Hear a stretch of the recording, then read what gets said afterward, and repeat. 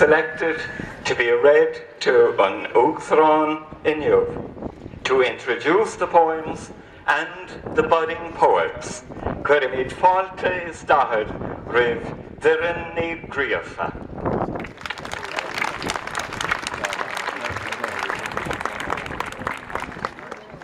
A Uachtaráin agus a háirte gael is mór an honor dom seasavos for Gorinio. Tá muid fíor bhuíochtaí a Uachtaráin as ocht bheithin seo nar danta chun stair sever filíochta Carrignavar a chéiliúir linn. We gather today to celebrate not only the rich history and heritage of Carrignavar in times past. We are also here to applaud the current community of this place and the poetry that flows in their veins now, Faichi Na Bhfilí, just as strongly as it did for the poets of old. I was invited to work with the community here on behalf of Poetry Ireland, and I was delighted by the beautiful poems that were penned by participants of all ages. I'm hugely honoured now, a Uachtaráin, to present you with some of the new poets of Carrignavar. Ben Quinlan, Dylan O'Keefe, Pat Murphy, and Miriam Spillane. Faichi Na Bhfilí Carrignavar, an clídig seasamh roin an seo ag Faichi Na Bhfilí.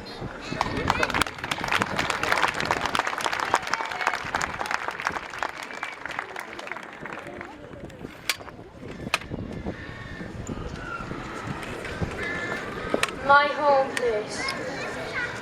In Carrignavar, down in the village, there are nice people and future hurlers with lots of skillage. The Faichi Na Bhfilí is the tree. Everyone knows it, even me. You can learn lots in the school, and if it is hot, you can take a dip in the pool. Carrignavar is the homeland. That's why I think it should be well known in Ireland.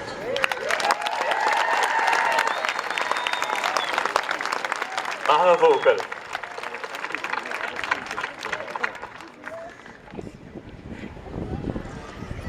Hope 2013.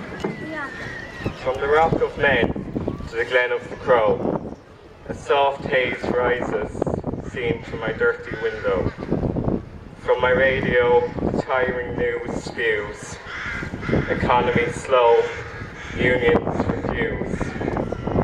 Outside branches sway to and fro, but now I could not care less for economic woe. See the puffed sky and arching rainbow yawn, rising from Carrignavar to Glen of Faircon. Let our foggy worries take flight down the Glashboy, and reawaken our sight to our brightening countryside. Rose Cloud.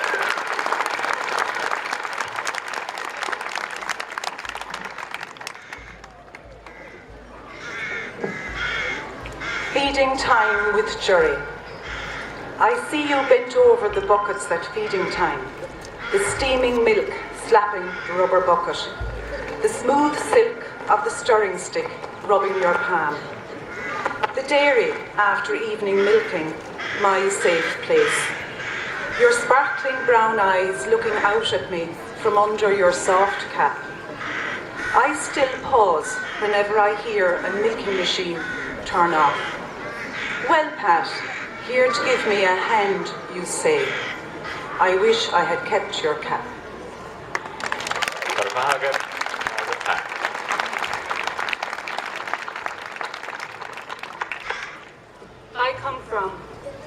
I come from warmed vests at the fire. I come from saved hay and blackberry picking. I come from blankets, not duvets, Peggy's leg and chipsticks on pension day. I come from short hair made you a boy, buckets for bathrooms, richness of poverty. I come from closeness, summer hedges closing in on the lane, sisters fitting inside each other like Russian dolls. I come from station masses and that'll be grandfather. I come from John Player tip-tops and Eurovisions. I come from books and education, fairies, pishoges and shadow puppets. I come from the centre of a St. Bridget's cross. I come from songs and songs and songs. I come from having a dessert on a Sunday, birthday cakes with candles. I come from nights settling in easily and turn on the big light.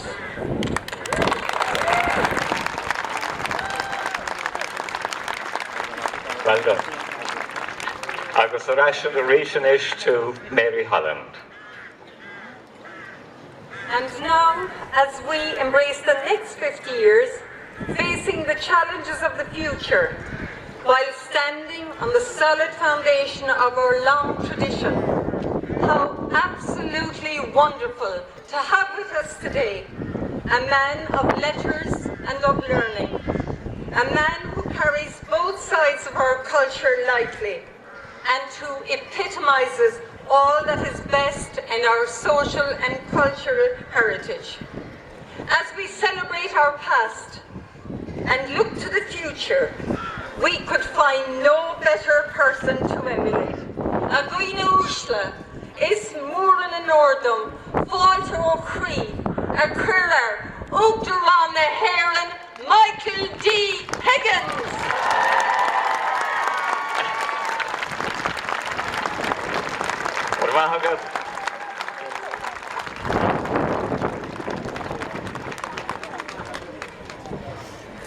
Gini cor gedal sias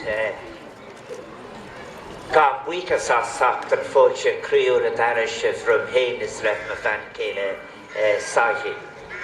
Tá anáhas ar an bhéin seo liver an ocaid chu cilúra agus atá an ocaid seo agus muidig éisteach le ceol na breachá.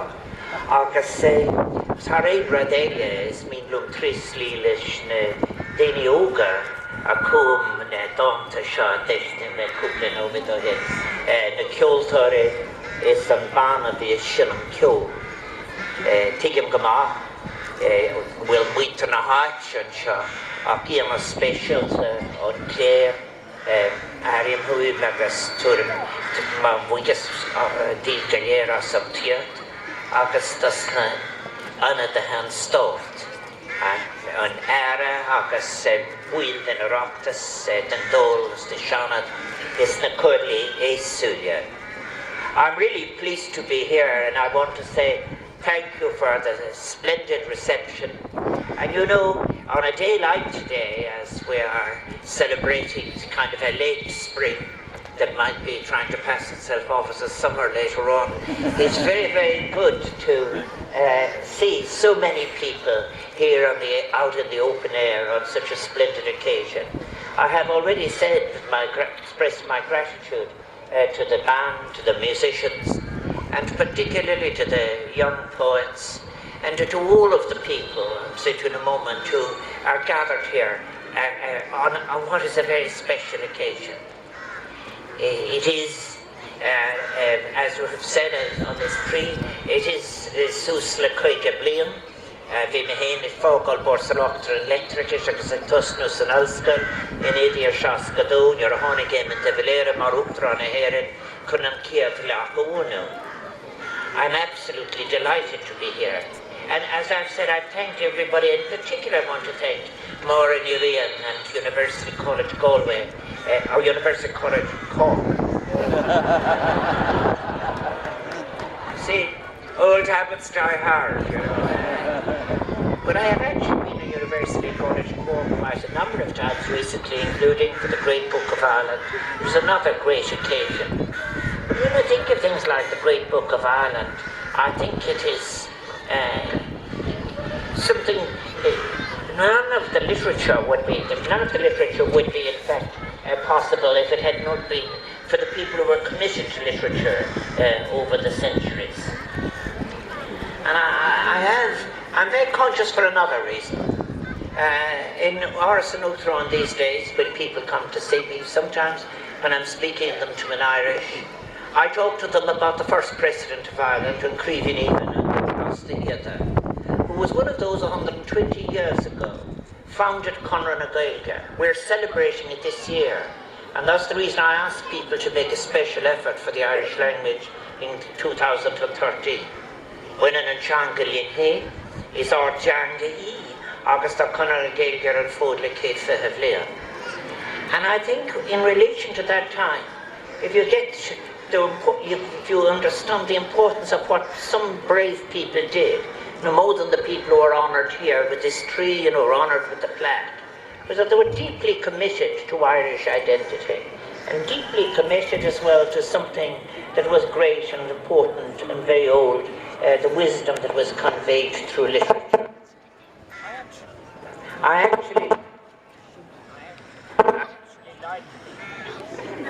I may have to call it one of my old skills, because speaking outside churches was something I did for several decades.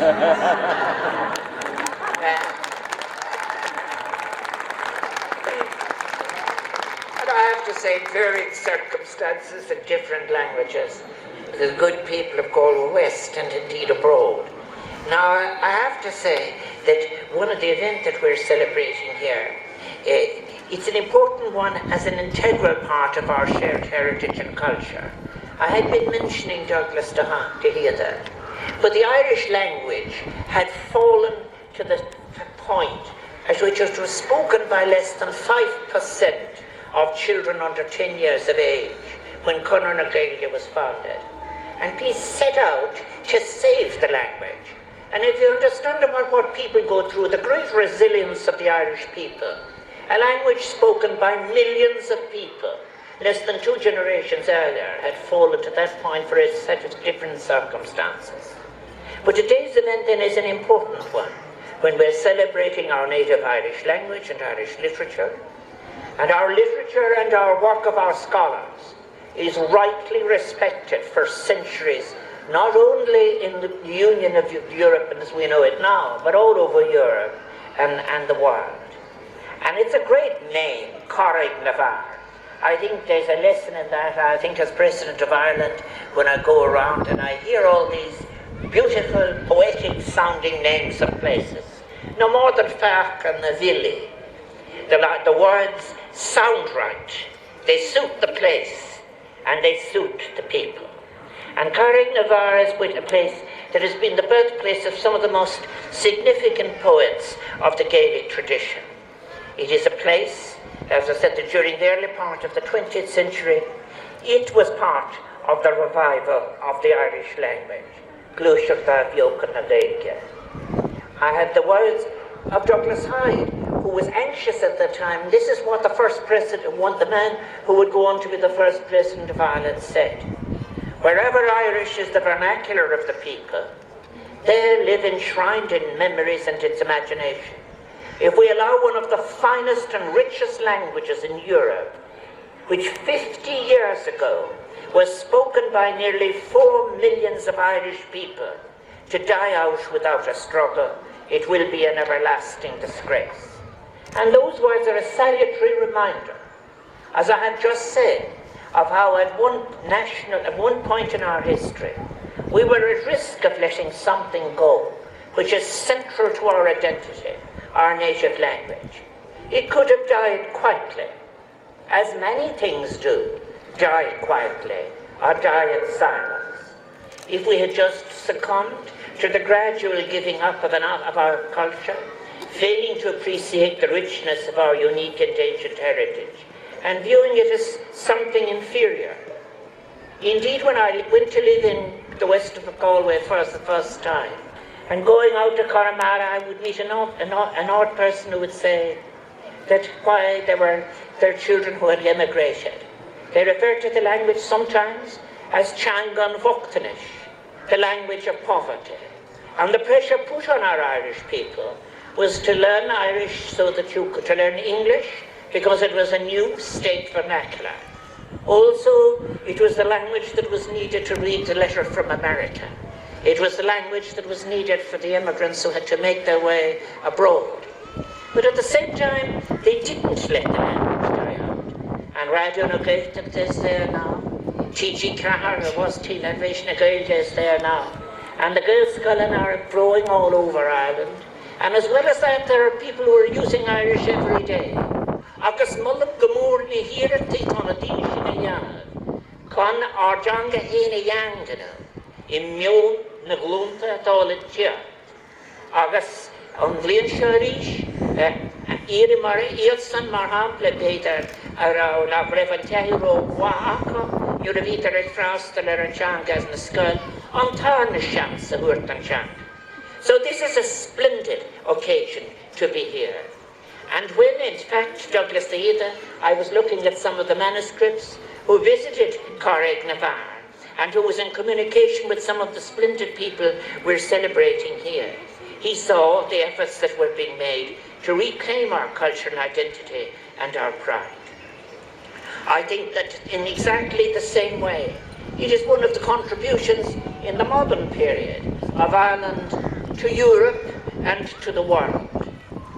The contribution of the people who are interested in things of the mind and things of the heart, interested in wisdom, interested in scholarship in all its forms, not people who are taking or mimicking or relying on a single strand to, for example, explain anything. People who have a respect for the complexity of the world, including the complexity of one's difficulties, and saying there is both an old wisdom, a new technology, and a powerful imagination that we can draw on to bear in our problems. That's what makes it maybe that the singular contribution that Ireland can make to the world and to Europe is one of solidarity and intelligence and creativity and originality and imagination. After all, I think we have been reminded that our culture is based on creating a sense of solidarity with community, solidarity with place, solidarity with others. And I've spoken before of the great literature that is there, that supports us, and also the literature that is coming into being. Isn't it wonderful to see children stand up and that there are classes in creativity, crohiant, that are there that encourage people to speak in the modern period about their experiences. The people, the citizens of Carrignavar, clearly understand the close and intertwining relationship between our heritage, our sense of belonging, and how a sense of identity is rooted in an honest and comprehensive interpretation of all that we share. And that's why it was very interesting after all these years to hear these young people invoke the spirit of place, that which is lodged in memory, that which we share. It isn't, in fact, anything strange to say in Ireland that what we share, what we do in community, what we achieve in the public world, what goes on beyond us into future generations, is more important than what any one person might put the mark of possession on, claim to own, be a piece of property or whatever. These things perish and are gone. And it is what people give into the future that remains. That's what the tree tells us, that's what plaques tell us. And I think that's what James David had in mind 50 years ago. And that's why it gives me such great pleasure to celebrate these things of the spirit of the mind today. And today we acknowledge some of the greatest writers whose bodies of work have contributed so much to the cultural richness of the Ireland that we have today. An Ireland that is Irish independent, an Ireland that is in Europe, an Ireland that is in the world, and an Ireland that is confident, and an Ireland that is resilient. And we are, when we say these things, when I say these things, realize the work that was painstakingly put down, ink on paper, by such people as Faichi Na Bhfilí, Mícheál Ógo Longan, Liam Cartion, Ribord Branach, Donnacha O'Fly, and of course, Taigo Donnacha, whose books I have been looking at, better known as Torna. These illustrious poets, and all others who contributed to the rich tradition that Carrignavar can be proud of, they're commemorated in the lovingly designed monument of Faichi Na Bhfilí, erected, as you know, at the instigation of the great Taha Carrignavar, whom some of you indeed might remember as a source of inspiration, full of enthusiasm for all things Irish, and influential in the ways in which he promoted it. And I hope that the plaque that I have, just the new inscription of which I have now unveiled, will imbue a younger generation of Carrignavar citizens with a love of their Gaelic tradition and culture, and a sense of pride in belonging to a place which has given birth to such a valuable and unique legacy. And wherever they go around the world, they will be able to say, when they're asked, where do you come from? I come from a place where we honour poets, and where we have a significant indication of that near in the midst of our community. What a great way to describe where you're from. You don't have to say we have buildings that are over 22 stories high or whatever. It is the place where we honour poets, where we honour memory, where we honour things of the spirit as well as everything else. And I think that these illustrious poets, that they will be remembered into the future is a source of great celebration. So may I think as well as this now, may I commend the members of the committee for their hard work in organising this splendid celebratory day, for arranging to have the original Cuivnacán reprinted to mark the occasion. And I am honoured by being here. I know you're also planning an event in September to further rekindle interest in the work of our Gaelic poets, and to encourage a younger generation to also use their voices and add to the legacy that will be handed on to future generations.